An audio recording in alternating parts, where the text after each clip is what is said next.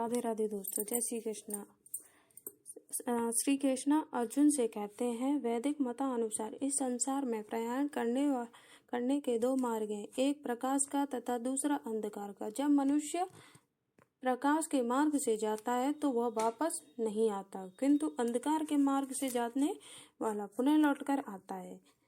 आचार्य बलदेव विद्याभूषण ने ऐसा ही विवरण किया है। जो अनादिकाल से सकाम कर्मी तथा दार्शनिक चिंतन रहे हैं, वे निरंतर आवागमन करते रहे, उन्हें परमेश्वर प्राप्त नहीं होता, क्योंकि वे कृष्णा की शरण में नहीं जाते।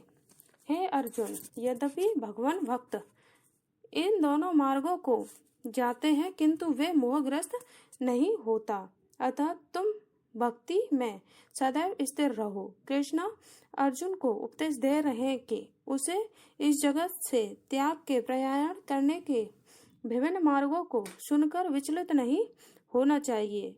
भगवत भक्त को इसकी चिंता नहीं होनी चाहिए कि वह स्वेच्छा से मरेगा या अस्वेच्छा से। भक्तों को कृष्ण भावना में दृढ़ता पूर्वक स्थित रहकर हरे कृष्णा हरे कृष्णा जप करना चाहिए। उसे यह जान लेना चाहिए कि इन दोनों मार्गों में से किसी की भी चिंता करना कष्टदायक है। कृष्ण भावनामृत में तल्लीन होने की सर्वोत्तम विधि यही है कि भगवान की सेवा में सदैव रत रह जाए।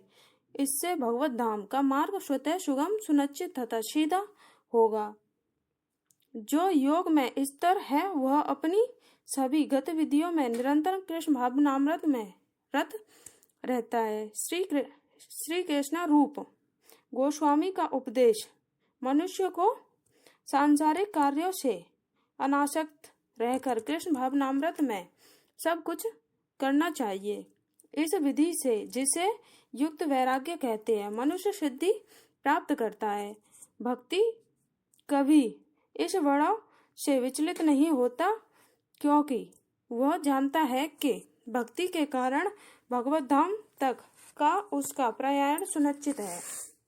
जो व्यक्ति भक्ति मार्ग स्वीकार करता है वह तपस्या, दान, दार्शनिक, सकाम कर्म करने से प्राप्त होने वाले फलों से विचलित नहीं होता। वह मात्र भक्ति संपन्न करके इस समस्त फलों की प्राप्ति करता है और अंत में परम नित्यानंद को प्राप्त